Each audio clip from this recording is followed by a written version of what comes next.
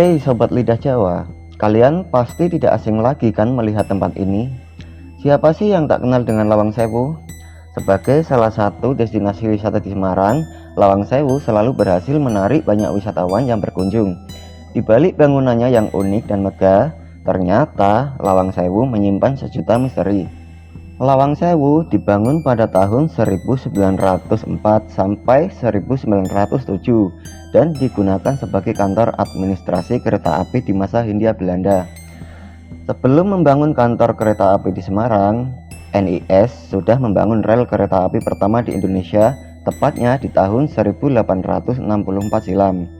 Seiring berjalannya waktu, kantor ini tidak mampu menampung jumlah pegawai yang membludak, hingga akhirnya jadilah Lawang Sewu yang digunakan sebagai kantor NIS yang baru.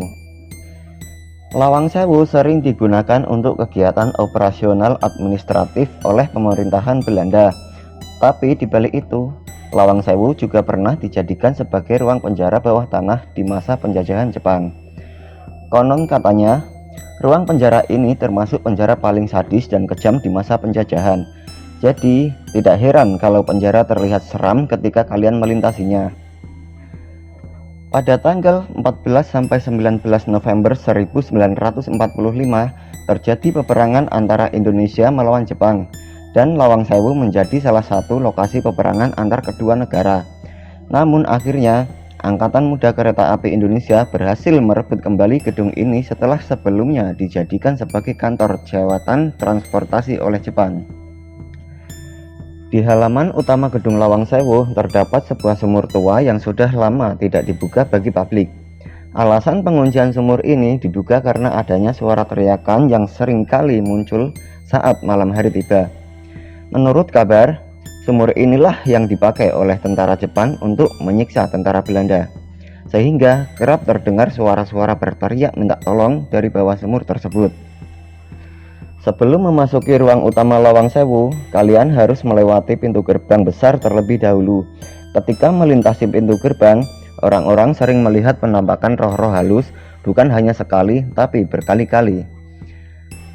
Pertama, yaitu penampakan tangan hitam besar yang menutupi bagian jendela.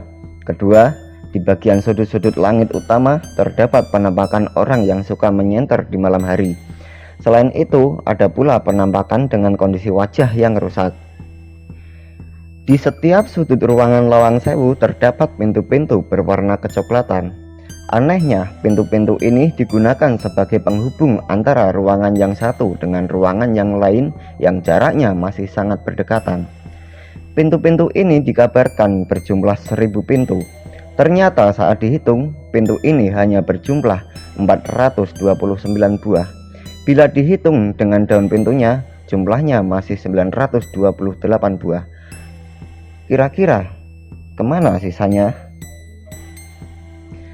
Di ruang bawah tanah terdapat penjara berdiri yang berukuran 60 cm x 1 meter. Penjara yang harusnya digunakan untuk satu orang tahanan malah digunakan untuk menampung 5–6 orang tahanan. Hingga akhirnya seluruh tahanan tewas karena kesempitan.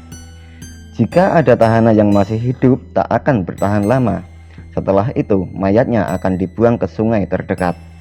Akibat dari penyiksaan sadis ini, sering tercium bau-bau aneh dari ruang penjara, termasuk bau anyir darah.